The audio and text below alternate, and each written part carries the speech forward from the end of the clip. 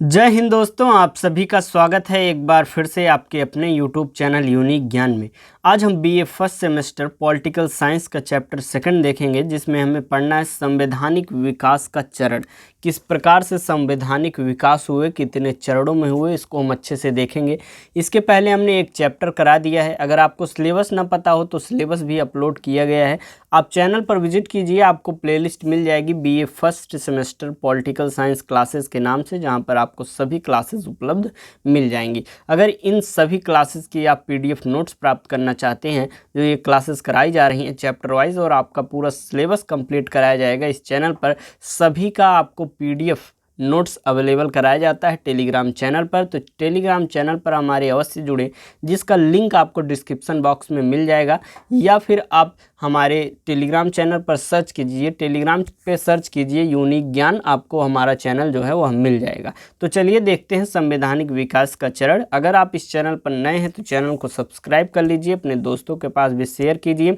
Comment करके पूरी class देखने के बाद कोई भी समस्या आपको किसी क्वेश्चन में लगती है तो आप कमेंट करके पूछ सकते हैं, जिसके आपको कमेंट में ही आपका रिप्लाई करके आपको उत्तर दे दिया जाएगा। और किसी अन्य सब्जेक्ट की आपको क्लासेस चाहिए तो आप कमेंट करके अपने सब्जेक्ट भी लिख सकते हैं, और कोशिश की जाएगी आपका वह सब्जेक्ट भी, लगभग सभी सब्जेक्ट यहाँ कराए ही जा रहे हैं। देखिए, आप चैनल पर प्लेलिस्ट चेक करिए, जो ना हो आप हमें कमेंट करके बता सकते हैं, जो कोई भी कमी आपको दिखे। तो चलिए देखते हैं संवैधानिक विकास का चरण। संवैधानिक विकास का चरण, संविधान सभा का निर्माण, भारतीय संविधान का दर्शन और नागरिकता, हमें इसमें देखना है। सबसे पहले जो है, कोई भी चीज़ हो, जैसे कि आपको देख लीजिए, स्कूल का एक एग्जाम्पल देते हैं। स्कूल जो बना हुआ होता है वह चलता कैसे है? नियम से चलता है। जो प्रिंसिपल होता है उसमें नियम होते हैं। और ऑल ओवर इंडिया या यूपी की बात करें तो अलग, हर एक स्कूल का एक रूल जो है इंडियन कॉन्स्टिट्यूशन और भारत सरकार के द्वारा तय कर दिया गया है कि इतने ऐसे नियमों के तहत स्कूल चलाए जाने चाहिए। तो हर एक चीज़ जो चलता है वह एक नियम के तहत चलता है।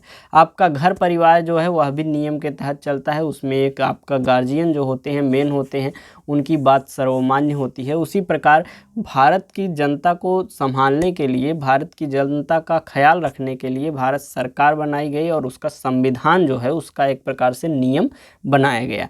तो नियम क्या है? संविधान। और वो कई चरणों में मिलकर बना, अर्थात सबसे पहले कोई एक छोटा नियम आया, फिर एक दूसरा नियम आया, और सभी फिर बाद में मिलकर एक बड़ा नियम बन गया, और उसे ही संविधान कहा गया।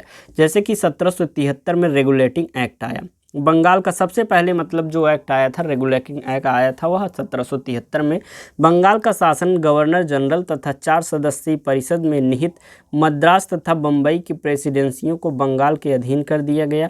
कानून बनाने का अधिकार, परंतु बोर्ड की अनुमति होनी चाहिए।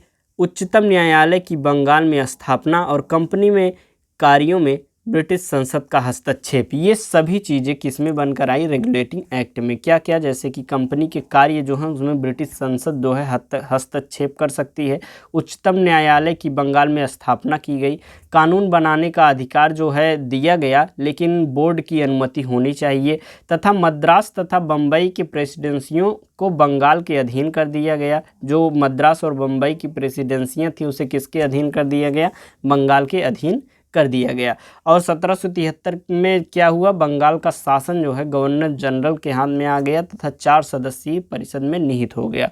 कौन कौन जो है? गवर्नर जनरल था और 4 सदस्यीय सदस्य, अर्थात एक गवर्नर जनरल और 3 सदस्य जो है उनमें निहित हो गया। ये आ गया रेगुलेटिंग एक्ट, सबसे पहला एक्ट एक प्रकार से। उसके बाद हम देखेंगे पिट्स इंडिया एक्ट आया 1784 में। कंपनी पर आधिकारिक नियंत्रण हो गया। किसका?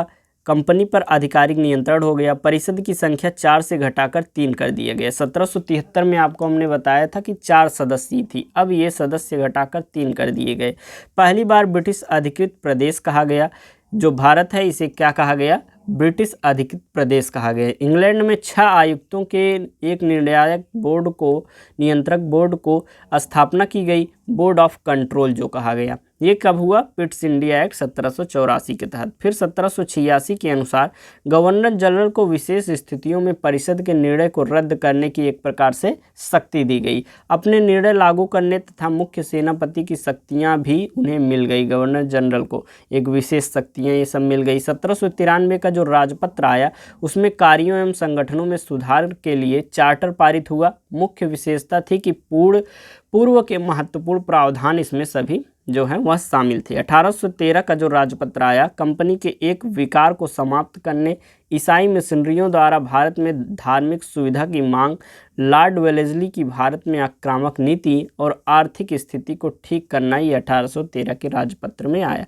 फिर 1833 का राजपत्र जो आया उसमें कंपनी के व्यापारिक अधिकार पूर्णतः समाप्त कर दिए गए। बंगाल के गवर्नर जनरल को भारत का गवर्नर जनरल कहा जाने लगा। जो बंगाल का गवर्नर जनरल था उसे भारत का गवर्नर जनरल कब कहा गया? 1833 के राजपत्र के तहत। कंपनी के व्यापारिक अधिकार को पूर्णतः एक प्रकार से समाप्त कर दिया गया 1833 में। 1853 का जो राजपत्र आया वो उसे अंतिम चार्टर एक्ट कहा जाता है। कंपनी के शासन की समाप्ति हो गई और ब्रिटिश संसद के पास पूर्ण अधिकार हो गए। पूर्ण अधिकार एक प्रकार से आ गए ब्रिटिश संसद के प्रकार। 1858 का अधिनियम जो आया, 1857 में विद्रोह हुआ था, उसके बाद अधिनियम आया 1853 का चार्टर एक्ट और गवर्नर जनरल का नाम वायसराय रख दिया गया। शासन पूरी जो है वह ब्रिटिश संसद के हाथों में आ गई। भारतीय परिषद अधिनियम फिर 1861 में संवैधानिक इतिहास में युगांतकारी घटना एक प्रकार से इसे कहा जाता है। गवर्नर जनरल को अपनी विस्तारित परिषद में भारतीय जनता के प्रतिनिधियों को नामजद करके उन्हें विधायी कार्य में संबद्ध कराना। गवर्नर जनरल की विधायी शक्तियों का विकेंद्रीकरण भी किया गया था 1861 के भारतीय परिषद अधिनियम के तहत। फिर आता है 1876 में शाही उपाधि अधिनियम। महारानी विक्टोरिया को भारत की सम्राज्ञी घोषित कर दिया जाता है। कब? 1876 में। इसे शाही उपाधि अधिनियम कहा जाता है। औपचारिक रूप से महारानी विक्टोरिया को भारत की सम्राज्ञी घोषित कर दिया जाता है। 1892 में आता है भारतीय परिषद अधिनियम। केंद्रीय तथा प्रांतीय विधान परिषद में अतिरिक्त सदस्यों की संख्या बढ़ा दी गई। वार्षिक बजट का ब्यौरा इसमें दिया गया। सदस्यों को कार्यपालिका के काम के बारे में प्रश्न करने का अधिकार हो गया, अर्थात जो इसमें सदस्य थे उन्हें कार्यपालिका के काम करने के बारे में प्रश्न पूछने का अधिकार पहले नहीं था, लेकिन जो 1892 में आया भारतीय परिषद अधिनियम इसके पश्चात इन्हें अधिकार प्राप्त हो गया। भारतीय परिषद अधिनियम 1909 जो आया, सेक्रेटरी ऑफ स्टेट लॉर्ड मार्ले, भारत के वायसराय लॉर्ड मिंटो, सुधार केंद्रीय व प्रांतीय में निर्वाचित सदस्यों की संख्या में वृद्धि हुई। पृथक निर्वाचक व्यवस्था की शुरुआत की गई। गवर्नर जनरल की कार्यकारिणी में एक भारतीय सदस्य की नियुक्ति की गई। अगला आया फिर 1919 भारत परिषद अधिनियम 1919। केंद्रीय विधान परिषद का स्थान जो है राज्य परिषद तथा विधान सभा सदस्यों का चुनाव प्रत्यक्ष रूप से होने लगा। 8 प्रमुख प्रांतों जिसे गवर्नर का प्रांत कहा गया, द्वैध शासन की नई पद्धति की शुरुआत उसमें की गई 1919 में। फिर सबसे महत्वपूर्ण जो आता है भारत सरकार अधिनियम 1935। 1935 के भारत सरकार अधिनियम में 321 अनुच्छेद 10 अनुसूचियाँ थीं। अखिल भारतीय संघ की इसमें स्थापना की गई। ब्रिटिश प्रांतों का शामिल किया गया होना अनिवार्य माना गया। देशी रियासत इच्छा अनुसार अपने जोड़ सकते हैं। संघ और केंद्र के बीच शक्तियों का विभाजन इसमें किया गया था। द्विसदनात्मक विधायिका की स्थापना की गई। वर्मा को भारत से अलग किया गया और उड़ीसा और सिंध एक प्रकार से ये नए बने थे। तो भारत सरकार अधिनियम जो 1935 थी वह सबसे महत्वपूर्ण थी, जिसमें 321 अनुच्छेद आए और 10 अनुसूचियाँ आई और बहुत से इसमें अच्छे कार्य एक प्रकार से कहे जा सकते हैं हुए, जो कि आगे चल के हमारे जो संविधान बना उसमें सभी शामिल होते हैं। ये सभी आपको बस छोटा छोटा संक्षेप में इसलिए बताया जा रहा है कि इन्हीं चीज़ों को, इन्हीं अधिनियमों को आगे चल के आपको विस्तार में एक एक चैप्टर के रूप में इसमें पढ़ना है, जो कि हमने आपको सिलेबस में बताया हुआ है। फिर अगला आता है भारतीय स्वतंत्रता अधिनियम 1947।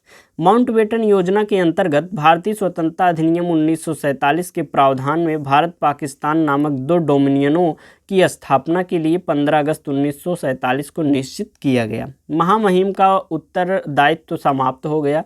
भारतीय रियासतें किसी में भी शामिल हो सकती थी। ये एक प्रकार से 1947 में जो है भारत और पाकिस्तान 2 डोमिनियन स्टेट के रूप में जो है अलग अलग हो जाते हैं और यह कब सुनिश्चित किया जाता है? 15 अगस्त 1947 को सुनिश्चित किया जाता है।